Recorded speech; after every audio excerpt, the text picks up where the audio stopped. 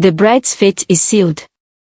Amina stood at the doorway of her modest home, her heart swelling with both joy and trepidation. The evening sky cast a soft glow on the village as her mother, Mama Binta, adjusted Amina's veil, smoothing the delicate fabric that framed her daughter's face. It was an evening like no other. Amina was about to marry Kofi Adebayo, the man who had courted her with promises of a life filled with comfort and status. The whole village had gathered to celebrate this union, the wedding of the year. Amina's fingers grazed the smooth wooden frame of the door, and she smiled nervously at her mother, whose face held a mixture of pride and sadness. "You are about to leave me, Amina," Mama Binta whispered, her voice thick with emotion. "But you carry our family's legacy with you. A strong woman carries her dignity no matter where she goes." Amina nodded, trying to push back the tears threatening to spill from her eyes. Mama Binta had always been her pillar, her guidance, her protector.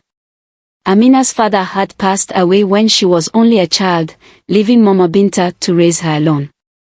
Together, they had built a life of love and understanding, despite their meager means. Mama Binta had taught Amina the strength of character, the importance of kindness, and the value of standing tall no matter the circumstances. Today, Amina was on the cusp of a new chapter, one that would take her far from the life she had always known. She had fallen in love with Kofi Adebayo, at least, she had thought so. His charm, his promises of a better life, and his wealth had swept her off her feet. But in the days leading up to their wedding, Amina had started to sense that something wasn't quite right. There were moments, brief, fleeting, that hinted at a darkness she couldn't quite name. It was as if the Adebayo family, for all their wealth and prestige, held secrets behind their grand walls. The wedding itself had been a spectacle. The church had been adorned with golden drapes and sparkling chandeliers that seemed to capture the light of the sun and reflect it back into the world. The guests were dressed in their finest, a colorful sea of silk and satin. Kofi stood tall at the altar, handsome in his tailored suit, his smile wide and confident. But behind his eyes, Amina had caught a flicker of something cold, something distant. Still, the ceremony proceeded as planned, and they were married amidst the applause and celebration of friends and family. But Amina couldn't shake the feeling that something was off. The opulence of the event, the laughter, the music, the promises, felt like a fragile mask that hid a more unsettling truth. She glanced at Mama Binta, who gave her a tight smile, and for a moment, Amina felt the weight of her mother's unspoken warning pressing heavily upon her heart. The evening passed in a blur. Guests were ushered away, and Kofi, ever the perfect gentleman, led Amina to their new home, the Adebayo mansion. As the car rolled through the iron gates, Amina's breath caught in her throat. The mansion loomed ahead, grand and imposing, its stone facade dark against the night sky. The towering structure was more castle than home, and it felt as though the walls themselves were watching her. Kofi's hand was warm and firm around hers, but there was something in the way he held her that felt almost possessive, as though she were a prize he had won rather than a partner he had chosen. His smile, though charming, did not reach his eyes. It was a smile that had been practiced, polished, but never truly felt. They entered the mansion's grand hallway, the sound of their footsteps echoing through the cavernous space. The walls were adorned with portraits of stern-looking ancestors, their eyes following Amina as she moved deeper into the house. The air was thick with the scent of old wood and polished marble, and Amina couldn't help but shiver slightly. "Welcome to my home," Kofi said, his voice smooth, but there was an edge to it. "I hope you will come to love it as much as I do." Amina forced a smile, trying to hide her unease. She had heard rumors about the Adebayo family, whispers of strange customs, of a deep, hidden darkness that ran through their bloodline. But she had never believed them, had she? After all, Kofi had always been kind to her, or so she had thought.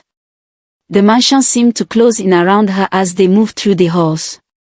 The grandeur of it was suffocating, the lavishness too much for Amina's senses. She had grown up in a modest home, filled with warmth and laughter, but here, in the Adebayo estate, everything felt cold, sterile, like a place meant to impress but never to welcome. As they reached the top of a grand staircase, Kofi's mother, Matron Adebayo, appeared at the landing. Her tall figure was draped in a dark, flowing gown, and her gaze was as sharp as her demeanor. Her eyes flicked over Amina with an almost predatory intensity before she offered a curt nod. "Good evening, Amina," Matron Adebayo said, her voice smooth but carrying an undercurrent of authority. "I trust you are settling in well?" Amina swallowed, her throat dry. "Yes, thank you, Matron Adebayo," she replied, trying to maintain her composure. Matron Adebayo's lips curled into a smile that did not reach her eyes.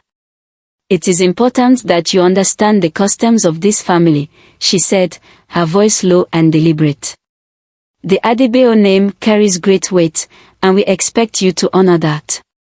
Remember, the strength of this family lies in its obedience to tradition." Amina nodded, her pulse quickening.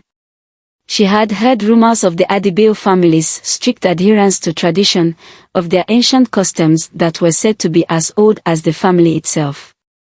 But the way Matron Adebayo spoke made it clear that this was not simply a matter of tradition, it was a matter of control. Kofi stepped forward, placing a hand on Amina's shoulder. "Mother, Amina will learn in time," he said, his voice calm, almost too calm. "But for tonight, let her rest. It's been a long day." Matron Adebayo's eyes lingered on Amina for a moment longer before she nodded, her lips thin. "Very well. But remember, Amina, obedience is the foundation of everything here. I trust you will uphold that." Amina felt the weight of her words settle over her like a heavy cloak. She had heard of strict families before, but this felt different. This was something darker. And as she was led to her new room, a grand, opulent space that felt more like a gilded cage than a sanctuary, Amina couldn't shake the feeling that her fate had already been sealed. She was no longer just Amina, the daughter of Mama Binta. She was now Amina Adebayo, a pawn in a game that she didn't fully understand. And deep in her gut, she knew that she had just entered a world where her every move would be watched, judged, and controlled. The wedding night, once filled with dreams of happiness, now felt like the beginning of something she wasn't ready for, the horror behind closed doors. Amina stepped into the mansion, her heart pounding with a mixture of dread and confusion. The grand chandelier above her cast a soft, golden glow over the cold marble floors, but it did little to warm the chilling atmosphere of the Adebayo estate. As she walked further into the hallway, her steps echoing loudly in the silence, she couldn't shake the feeling that she was being watched. It wasn't just Kofi who was present anymore. His siblings, Deo and Sod, stood nearby, their eyes fixed on Amina with an unnerving intensity. Deo, tall and broad-shouldered, eyed Amina with a look that was both curious and judgmental. His face was carved from stone, a permanent frown etched on his features, while Sod, slender and elegant, regarded Amina with a cold, almost clinical expression. Their presence was imposing, as though they had already formed their opinions of the new bride, and those opinions were not kind. Kofi had barely spoken a word since they entered the mansion, his silence growing heavier by the second. He walked ahead of Amina without offering his hand or even a glance. The warmth and affection he had shown her during their courtship were nowhere to be found. He seemed distant, detached, as if the man who had once smiled so tenderly at her now didn't even recognize her. The tension in the air was thick, and Amina's stomach twisted in knots. She had expected to be swept away into a world of marital bliss, to be welcomed into the arms of her husband.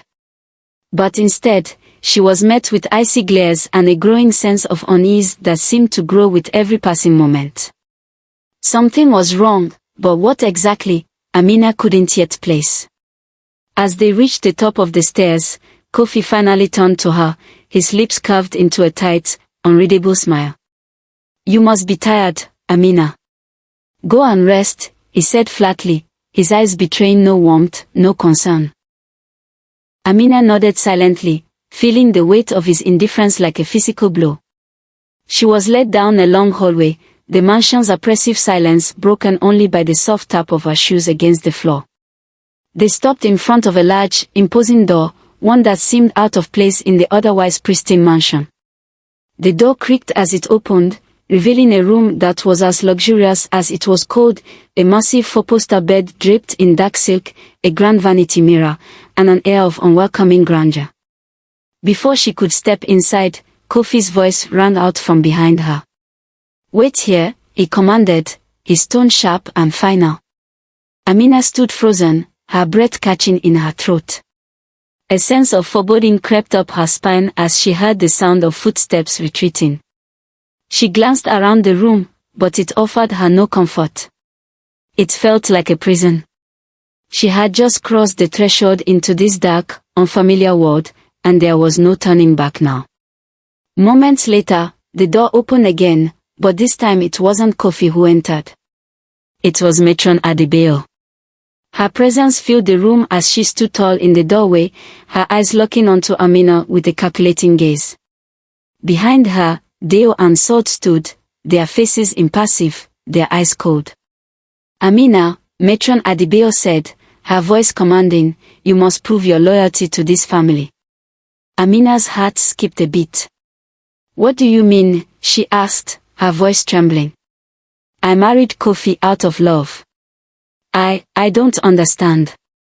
Matron Adebayo's lips curled into a thin, almost cruel smile. "Love is a weakness here," she said coldly. "In this family, loyalty and tradition are what bind us. And now, as Kofi's wife, you must take your place among us." Amina's confusion deepened. "I don't understand," she repeated, her pulse quickening. "I thought I was here to begin a life with Kofi. What is it that you want from me?" Deo stepped forward, his large frame filling the space between Amina and Matron Adebayo. "It's time for you to learn what it means to truly belong to the Adebayo family," he said in a low, guttural voice, his tone laced with authority. Sod, who had remained silent until now, moved closer, her cold eyes narrowing. "You must prove your worth," she added, her voice soft but menacing. Amina felt a lump form in her throat, her instinct telling her that she needed to leave now. But she was trapped, surrounded by the Adebayo family, who looked at her as though she were nothing more than an object to be scrutinized, judged, and controlled. "You will not be leaving this room until you have proven yourself," Matron Adebayo declared, her eyes gleaming with a strange intensity. "This is a tradition that has been passed down through the generations. Every bride must undergo the initiation." Amina's heart sank. "What initiation?" she whispered, barely able to speak through the panic that was rising in her chest. Matron Adebayo's smile widened, though there was no kindness in it. "The tradition is simple," she said, her voice low and chilling. "We must see if you are truly worthy of carrying the Adebayo name. You must submit to the ritual, or you will never truly belong to us." Amina recoiled, her body tensing in terror. "No," she gasped. "I won't, this is wrong." But the family was not moved by her protest. Deo and Sod stepped closer, their eyes narrowing in judgment as Matron Adebayo advanced. "You have no choice," Matron Adebayo said firmly. "This is the way of our family. You will learn your place." Amina's thoughts raced. She wanted to run, to scream, to fight, but the family closed in on her, their movements swift and precise. Her mind screamed for help, but Kofi was nowhere to be found. The man she had loved, the man she had married, had abandoned her to the hands of his family. He had left her here, alone, to face whatever dark ritual they had planned. "No!" Amina cried, her voice breaking. "Kofi! Please, help me." But Kofi remained silent in the shadows, his face unreadable. He made no move to intervene, to stop what was happening. Amina's gaze locked onto him in disbelief, but he never even flinched. He was complicit. He was part of this. And with that, the darkness closed in. The ritual was nothing like anything Amina had ever imagined. The Adebayo family's tradition was not a ceremony of love or unity. It was a horrifying test of power, of control, of breaking down the spirit of the new bride. It shattered everything Amina had known about dignity, about love, about the woman she had once been. She fought with all her might, her body trembling with the strength of her desperation, but the Adebayo family was too powerful, too ruthless. Her cries echoed through the grand mansion, but no one came. No one helped. Kofi stood by, watching with cold indifference as his family destroyed her. In the end, Amina was left broken and alone. The walls of the grand mansion, once filled with the promise of a new life, now felt like the cold, unyielding prison of her nightmares. The family she had married into was not a family at all. It was a cage, a place where her soul would be crushed, piece by piece, until nothing was left but the empty shell of a woman who had lost everything. Kofi, the man who had promised to love her, had betrayed her. He was no different from the others. She was nothing more than a pawn in their dark, twisted game. And as Amina lay on the cold floor of her room, broken and betrayed, she realized that she had no place in this world. She was just a prisoner in a house of horrors. A silent cry for help. The days following the ritual felt like an endless haze of torment for Amina. Her body, bruised and broken, ached from the violence she had endured, but it was her spirit that had taken the hardest blow. The vibrant woman who had once been so full of life, so eager to begin a new chapter with her husband, was now a shadow of herself. The walls of the Adebayo mansion, cold and imposing, loomed over her like a prison, a constant reminder of the nightmare she had walked into. Yet, despite the dark weight pressing down on her chest, Amina's spirit was not broken. She knew deep in her heart that she could not stay here, in this house of horrors. She would escape. Or she would fight back. Whatever it took. She would not let them steal everything from her. Each day, she kept her pain hidden behind a veil of silence. Kofi remained distant, never acknowledging her suffering, never offering an ounce of comfort. His cold indifference was almost worse than the abuse she had suffered. It was as if he had already forgotten who she was, who they were, and the love they had once shared. "You'll get used to it," Kofi told her flatly one evening, as they sat in the grand dining hall for a meal that Amina could barely stomach. "This is our way. It's how things are done." His words stung, the weight of them crushing her. Get used to it? How could she? How could she accept the horror, the violation of her very being, as something normal? But in that moment, Amina realized something. Kofi wasn't just a bystander. He was complicit. He had been raised in this family, taught to accept its darkness as part of the legacy. And now, he had no intention of changing. But Amina was not like him. She couldn't, and wouldn't, accept this as her fate.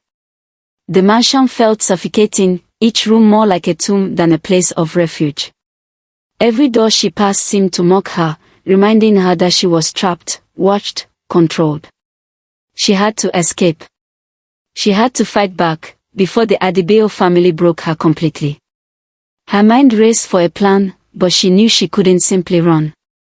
The Adebayo family's influence was vast, their power far-reaching. If she left without a plan, they would find her, and when they did, they would make her regret it. She had heard the rumors, whispers of those who had tried to escape the family's grip, only to disappear without a trace. The family was expert at covering up their crimes, hiding the dark truths that surrounded them. Amina shuddered at the thought, but then an idea formed in her mind. She couldn't leave without a message. She had to let someone know what was happening, before it was too late. Her mother, Mama Binta, was her first thought. But then, as quickly as the thought had come, it faded. The family was too powerful. They would retaliate. If she contacted her mother, they would come after her. They would hurt Mama Binta to punish Amina for her defiance. Amina couldn't risk it, not yet. She had to be careful. But she couldn't be silent. And then, she remembered Jabari. Jabari had been her childhood friend, her protector, back when they were young and carefree. He had always sworn to protect her, no matter what. They had grown up together in the village, playing in the fields and dreaming of a future that seemed so far away. But when Amina's father passed, and Mama Binta had become a widow, Jabari had moved away to study. They had lost touch over the years, but Amina had never forgotten the promise he had made. Jabari was different. He had always been kind, loyal, and strong. Amina knew that Jabari had become a lawyer, fighting against corruption and injustice. She had heard stories of his success, of how he had taken on powerful individuals, exposing their wrongdoings. He was known as a man of integrity, someone who wouldn't be silenced by fear or threats. Amina's heart raced as she thought about reaching out to him. She knew it was a risk, one that could have dangerous consequences. But it was the only chance she had. If anyone could help her, it was Jabari.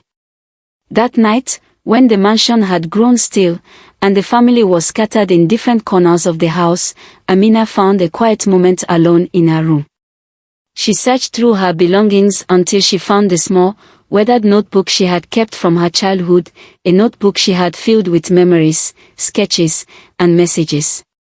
It was a long shot, but it was the only way she could think of to send a message. She carefully wrote a note to Jabari, her hands trembling as she crafted each word. She described the horrors she had endured in the mansion, the cruelty of the Adebayo family, and the power they held over her. She asked for his help, anything that could help her escape this nightmare. She implored him to act quickly, to find a way to reach her before it was too late. Once the note was written, Amina hid it carefully in a small compartment inside the book, where it would remain undetected. She knew the family watched her closely, and any sign of rebellion would not go unnoticed. If they found out what she was doing, the consequences would be severe. The next day, as Amina moved through the mansion, her mind was consumed with fear. Was Jabari even in the position to help? Would he receive her message? And even if he did, how could he possibly fight against the power of the Adebayo family? The answers to those questions seemed uncertain, but Amina's resolve grew stronger with each passing day. She had to keep fighting. She could not let herself become another victim of the Adebayo family's twisted legacy. That evening, as she sat in the grand drawing room, Matron Adebayo appeared at the doorway. Her sharp eyes immediately found Amina, and without a word, she walked toward her. "You think you can escape, don't you?" Matron Adebayo's voice was like ice, cutting through the silence. Amina straightened in her chair, her heart hammering in her chest. She tried to keep her face expressionless, but inside, fear surged through her veins. Matron Adebayo continued, her eyes narrowing. "We know what you've been doing, Amina. You think you can defy us. You think you can fight back. But let me be clear." She paused, leaning in closer. "No one defies this family and lives to tell the tale." Amina swallowed, her throat dry, but she refused to cower. She wouldn't give in to fear. "I will not stay silent," she said, her voice firm despite the tremble in her hands. Matron Adebayo chuckled darkly. "You are already silent, Amina. You just don't realize it yet." With that, she turned and left the room, her footsteps echoing as they faded down the hall. Amina remained seated, her heart racing, but her resolve had never been clearer. Matron Adebayo and the rest of the Adebayo family could threaten her, they could intimidate her, but Amina would not break. She would not stay silent. Somehow, she would make them pay. And with the memory of Jabari's promise still fresh in her mind, Amina held onto the fragile hope that help was on the way, gathering the truth. Amina's heart skipped when she saw Jabari standing in the shadow of the old oak tree near the mansion's grounds. The night was dark, and the air hung heavy with anticipation, but the sight of him brought a sense of warmth and relief that she had longed for. The last time she had seen him, they were children, carefree and full of dreams. Now, here he was, standing before her, a man hardened by the world, but still the protector she remembered. She stepped toward him, her eyes scanning the perimeter to ensure they were not being watched. Jabari's gaze softened as he saw the state she was in. He reached out to her, his face etched with concern as he gently touched her arm. "Amina," he whispered, his voice thick with disbelief. "What have they done to you?" Amina winced at the touch, her body still sore from the abuse she had suffered, but she swallowed the pain, knowing that every moment of this secret meeting counted. "I didn't know who else to turn to," she said, her voice barely above a whisper. "I had to reach out to you. I need your help." Jabari looked around, his eyes scanning the mansion's looming structure.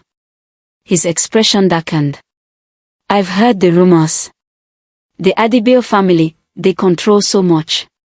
They are feared, and they have the power to silence anyone who stands against them. I'm surprised you even managed to contact me." Amina nodded, her heart sinking at the truth in his words.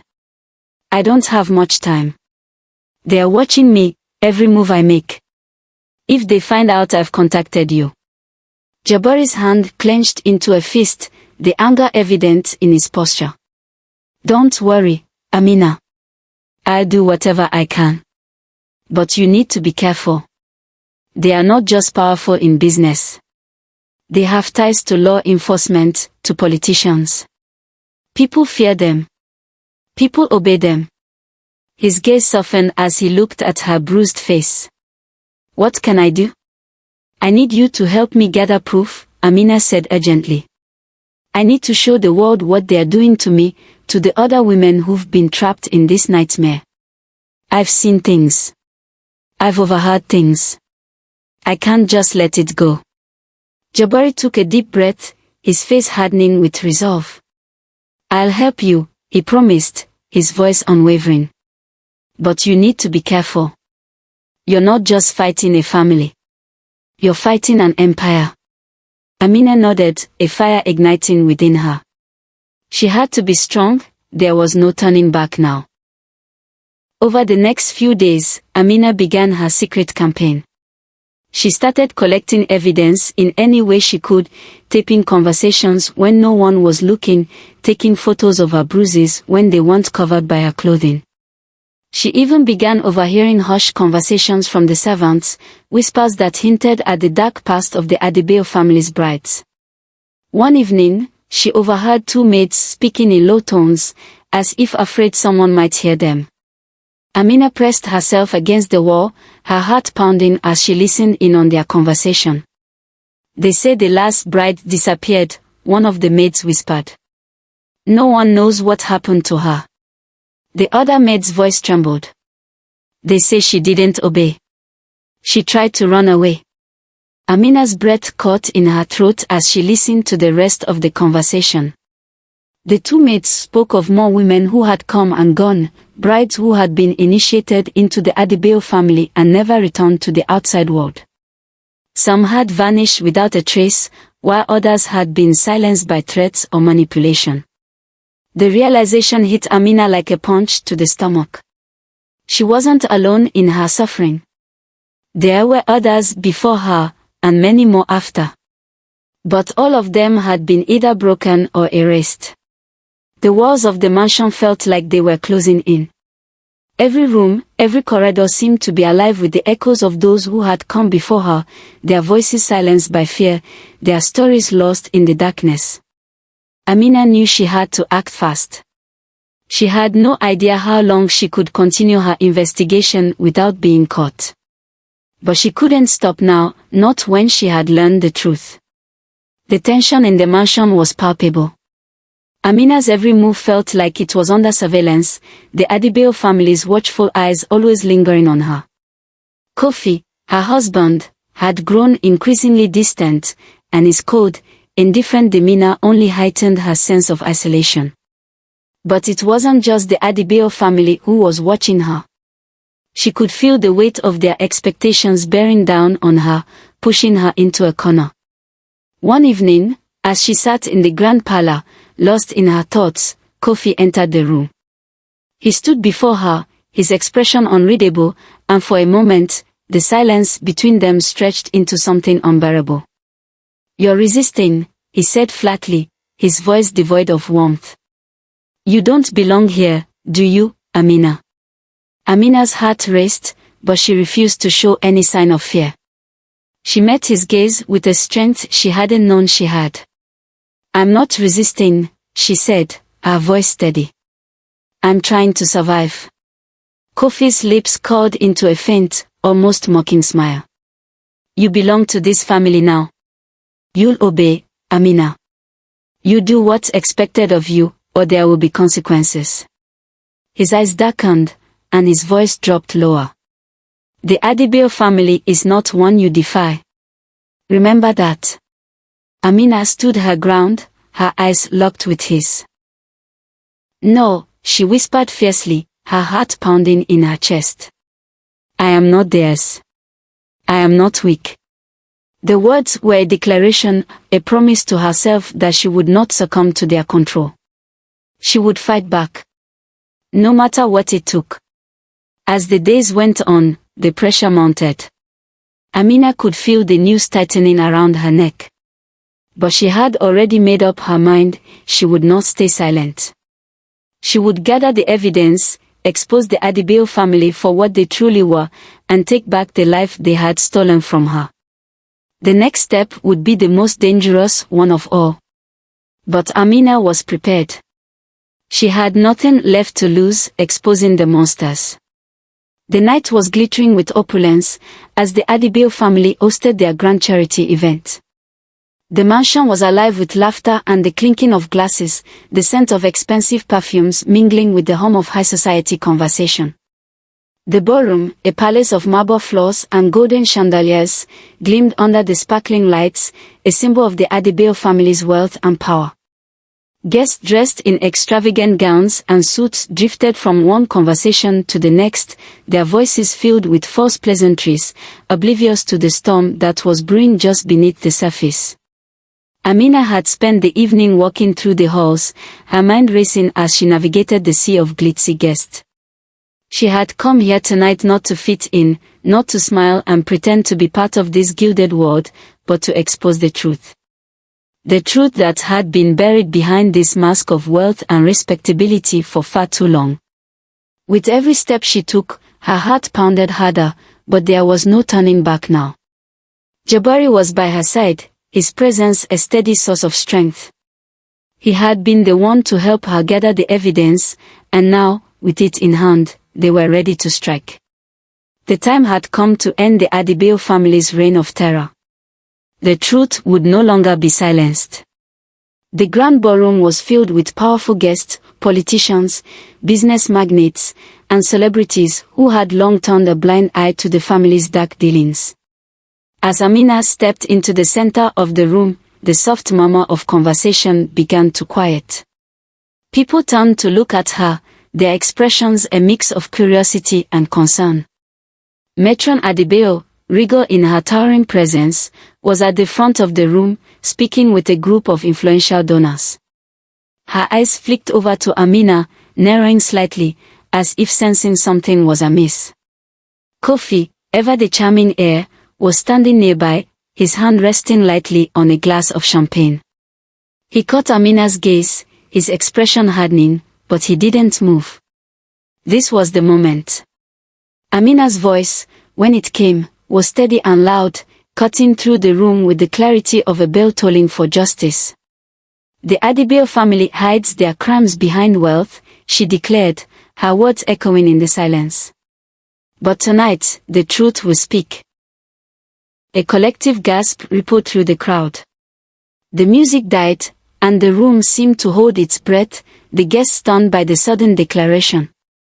Kofi's face turned a shade of red that matched his fury, and Matron Adebayo's lips pressed into a tight line as she shot a warning glance at Amina. "Don't do this," Kofi said, his voice low, but with an unmistakable edge of fear creeping in.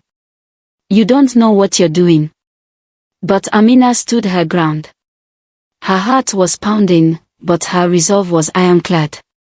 "I know exactly what I'm doing." Jabari stepped forward, his voice ringing with authority. "She's right. The truth needs to come out. The Adebayo family has been hiding their crimes for too long." With that, Jabari reached into his coat and pulled out a small device. He pressed a button, and the sound of a recording began to play. The voice that came through the speakers was unmistakable, Kofi's. "She'll get used to it," Kofi's voice said, the coldness in his tone sending a shiver through the crowd. "This is how it's done. You'll learn to obey. You have no choice." There was a sudden silence, as the words settled in the room like a weight. Guests exchanged uneasy glances, their shock giving way to confusion. The recording continued, and the voice of Matron Adebayo now filled the air. "No one defies this family and lives to tell the tale," Matron Adebayo's voice hissed, threatening and merciless. "You will obey, or we'll make sure you regret it." The room was in chaos now, gasps and murmurs filling the space as the recordings continued.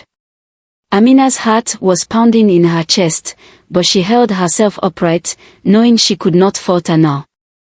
More recordings played, each one revealing more of the Adebayo family's darkness, the threats, the intimidation, the manipulation.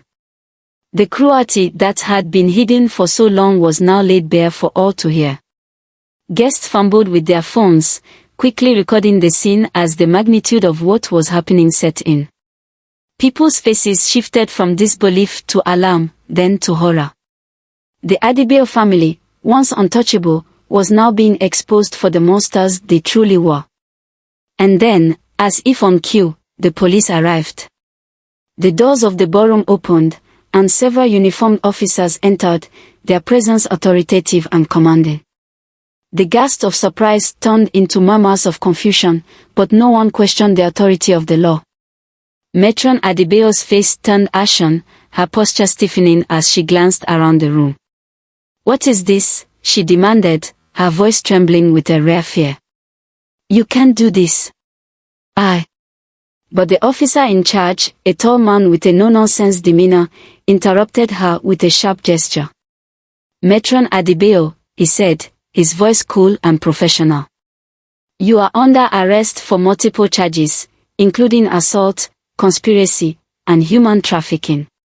You and your family are being taken into custody." Kofi, who had been standing frozen in place, now moved to protest, but two officers quickly approached him, handcuffing him before he could react. "You have the right to remain silent," one of them said, his voice unyielding. "Anything you say can and will be used against you." Amina watched, her heart pounding in her chest as the once mighty Adebayo family crumbled before her eyes. The people who had once ruled with fear and cruelty were now nothing more than criminals being led away in handcuffs. Her mind swelled with disbelief and triumph. She had done it. She had exposed them. As Kofi and Matron Adebayo were escorted from the room, the crowd parted to make way for the officers, some people looking stunned, others unsure of what to do. The reality of what had just happened began to sink in, and whispers of shock and admiration filled the air. People were already speaking in hushed tones about the scandal that had erupted, their phones capturing every moment. Amina turned to Jabari, who stood beside her, his expression filled with quiet pride. He had helped her make this possible. They had won. The sound of the police car door slamming shut echoed in her mind, and Amina finally allowed herself to breathe. Her hands were shaking, but her heart was strong. Justice had been served. As she stood in the center of the ballroom, the world watching, she whispered to herself, "Justice is here." It was over. The Adebayo legacy, built on fear and darkness, had crumbled in one night. The truth had come to light, and Amina had taken the first step toward reclaiming her life, her dignity, and her future. For the first time in what felt like forever, Amina felt free. A new dawn of justice. The trial of the Adebayo family was a spectacle the world had never witnessed before. What had once seemed an impenetrable fortress of power and influence had now been brought to its knees. The courtroom, filled with press, law enforcement, and the public, buzzed with anticipation as the once feared Adebayo family took their seats on the defendant's side. Amina, sitting in the front row, felt the weight of the moment settle over her. This was not just about her anymore. This was about every woman who had suffered in silence, every victim who had been erased, every person who had been too afraid to speak out. Amina had become the face of their fight, the symbol of resistance against a legacy of cruelty that had lasted for far too long. The courtroom fell silent as the judge entered, her robe sweeping the floor as she took her seat. The trial was set to begin. One by one, victims came forward, their voices shaking with fear but bolstered by the strength Amina had inspired in them. Women who had been silent for years, some who had been victims of the Adebayo family's horrific traditions, testified with raw emotion. They spoke of the threats, the abuse, and the manipulation they had endured. Many had kept their stories buried for years, too afraid to speak out against the family's powerful influence. But now, empowered by Amina's courage, they found their voices. As each victim's testimony came to an end, a sense of unity and strength filled the courtroom. No longer could the Adebayo family hide behind their wealth and status. The truth, no matter how dark, was coming to light. The defense, led by the best lawyers money could buy, tried desperately to discredit the testimonies, painting the victims as opportunistic or delusional. But the evidence was irrefutable. The recordings, the documents, the photographs, all of it laid bare the Adebayo family's crimes. And then came the moment everyone had been waiting for, the verdict. The judge rose, her voice steady as she declared the Adebayo family guilty on all charges. Kofi Adebayo, Matron Adebayo, and the other family members involved in the web of abuse were sentenced to prison. It was a victory not just for Amina, but for every person who had ever suffered at their hands. Amina could hardly believe it as she stood there, her hands trembling, her heart filled with a mixture of relief and disbelief. The sentence was not just a win for her, it was a win for every woman who had ever been silenced, every victim whose story had been buried under the weight of fear and power.